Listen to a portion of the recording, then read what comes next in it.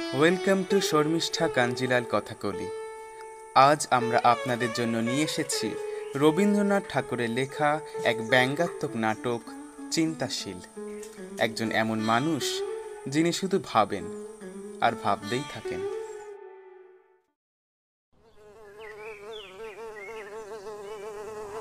চিন্তাশীল নরহরি চিন্তায় নিমগ্ন।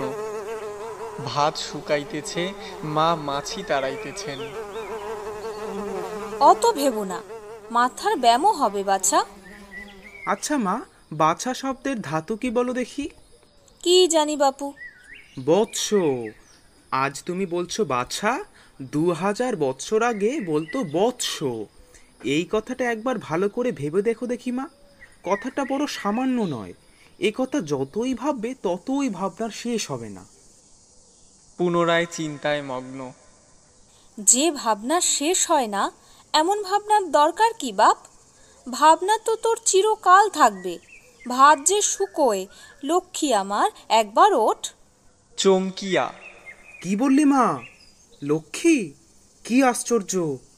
এককালে লক্ষ্মী বলতে দেবী বিশেষকে বোঝাতো। পরে লক্ষ্মীর গুণ অনুসারে সুশীলা স্ত্রীলোককে লক্ষ্মী বলতো। কালক্রমে দেখো, পুরুষের প্রতিও লক্ষ্মী শব্দের প্রয়োগ হচ্ছে। একবার ভেবে দেখো মা, আস্তে আস্তে ভাষার কেমন পরিবর্তন হয়, ভাবলে আশ্চর্য হতে হয়। ভাবনায় দ্বিতীয় ডুব। আমার আর কি কোনো ভাবনা নেই নরু? আচ্ছা, তুই তো এত ভাবিস, তুই বল দেখি, উপস্থিত কাজ উপস্থিত ভাবনা ছেড়ে কি এই সব বাজে ভাবনা নিয়ে থাকা ভালো? সকল ভাবনারই তো সময় আছে।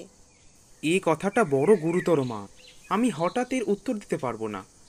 এটা কিছুদিন ভাবতে হবে, ভেবে পরে বলবো। আমি যে কথাই বলি তোর ভাবনা তাতে কেবল বেড়েই ওঠে, কিছুতেই আর কমে না। কাজ নেই বাপু, আমি আর কাউকে পাঠিয়ে দিই। ছি নুরু, তুই কি পাগল হলি? ছেঁড়া চাদর, এক মুখ দাড়ি, সমুখে ভাত নিয়ে ভাবনা। সুবলের মা তোকে দেখে হেসেই কুরুক্ষেত্র। কুরুক্ষেত্র আমাদের আর্য গৌরবের শ্মশান ক্ষেত্র। মনে পড়লে কি শরীর রোমাঞ্চিত হয় না? অন্তঃকরণ অধীর হয়ে ওঠে না? আহা, কত কথা মনে পড়ে, কত ভাবনাই জেগে ওঠে। বলো কি মাসি, হেসেই কুরুক্ষেত্র? তার চেয়ে বলো না কেন, কেঁদেই কুরুক্ষেত্র? অশ্রু নিপাত।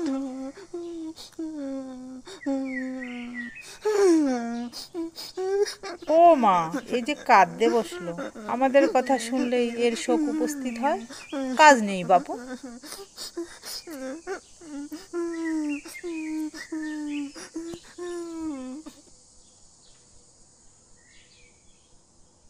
অনরু, সূর্য যে অস্ত যায়। ছি দিদিমা, সূর্য তো অস্ত যায় না, পৃথিবী উল্টে যায়। রোশো, আমি তোমাকে বুঝিয়ে দিচ্ছি। চারিদিকে চাহিয়া। একটা গোল জিনিস কোথাও নেই? এই তোমার মাথা আছে, মুন্ডু আছে। কিন্তু মাথা যে বদ্ধ, মাথা যে ঘোরে না। তোমারই ঘোরে না, তোমার রকম দেখে পাড়া শুদ্ধ লোকের মাথা ঘুরছে। নাও, আর তোমার বোঝাতে হবে না। এদিকে ভাত জুড়িয়ে গেল, মাছি ভন ভন করছে। ছি দিদিমা, এটা যে তুমি উল্টো কথা বললে। মাছি তো ভন ভন করে না, মাছির ডানা থেকেই এই রকম শব্দ হয়। রোশো, আমি তোমায় প্রমাণ করে দিচ্ছি। কাজ নেই তোমার প্রমাণ করে। নরহরি চিন্তায় মগ্ন। ভাবনা ভাঙাইবার উদ্দেশ্যে নরহরির শিশু ভাগ্নিকে কোলে লইয়া মাতার প্রবেশ। জাদু, তোমার মামাকে দণ্ডবৎ করো।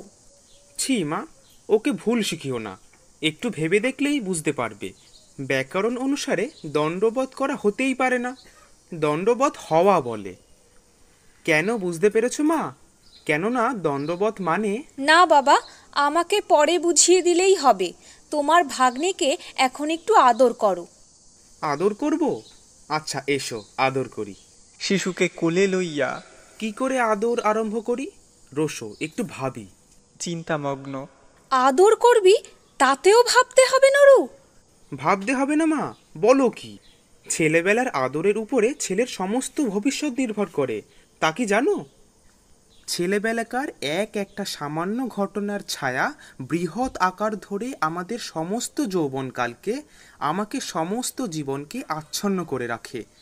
এটা যখন ভেবে দেখা যায়, তখন কি ছেলেকে আদর করা একটা সামান্য কাজ বলে মনে করা যায়? এইটা একবার ভেবে দেখো দেখি মা। থাক বাবা, সে কথা আর একটু পরে ভাববো।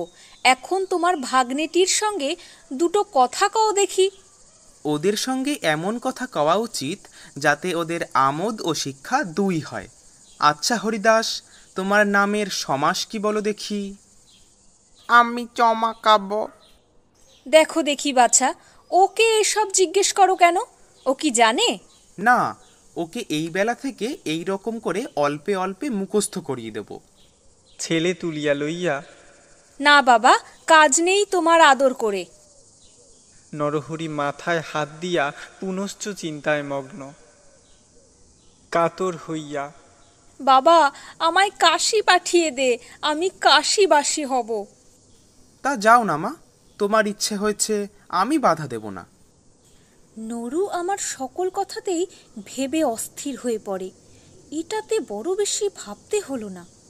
প্রকাশ্যে তাহলে তো আমাকে মাসে মাসে কিছু টাকার বন্দোবস্ত করে দিতে হবে। সত্যি নাকি?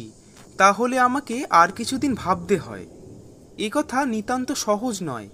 আমি 1 সপ্তাহ ভেবে পরে বলবো। ব্যস্ত হইয়া না বাবা, তোমার আর ভাবতে হবে না, আমার কাশি গিয়ে কাজ নেই।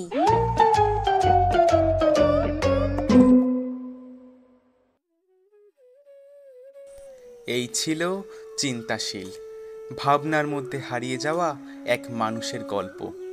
গল্পটি ভালো লাগলে অবশ্যই লাইক করে শেয়ার করে দিন নিজেদের বন্ধুদের মধ্যে, এবং এরকম আরও গল্প শোনার জন্য চ্যানেলটি সাবস্ক্রাইব করে রাখুন। শীঘ্রই ফিরে আসছি নতুন কোনো গল্প নিয়ে। ততদিন পর্যন্ত সুস্থ থাকবেন, ভালো থাকবেন এবং শুনতে থাকবেন আমাদের গল্প।